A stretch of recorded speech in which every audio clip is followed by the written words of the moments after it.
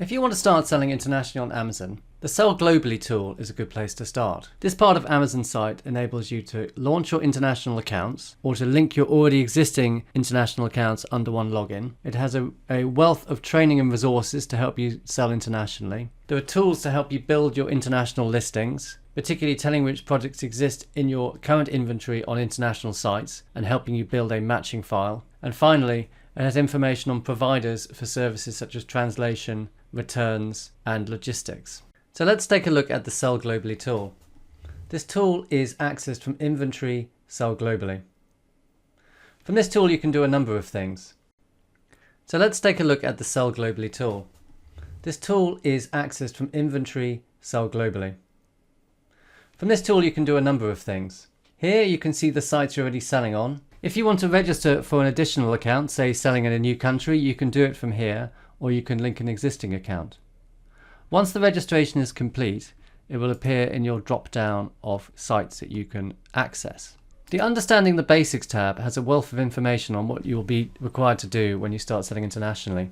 For example, it has information on tax and regulations, product eligibility and compliance, how you can do your listings and prices, and how you can do your fulfillment. The Build International Listings tool enables you to link your offers in one marketplace with a target marketplace.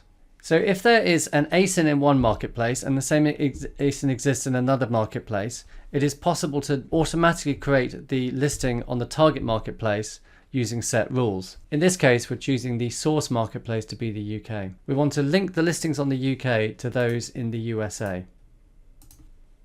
You can either select all the offers, or you can change to select a particular fulfillment method or a condition, or you can select just specific offers.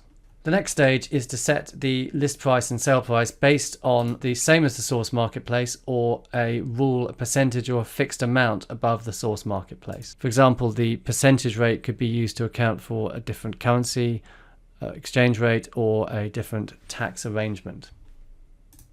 And then before you set the offers live, you get the chance to review it. Final section of Sell Globally is Find a Provider. This is where you can find companies to help you with things such as translation, providing international return addresses, and logistics.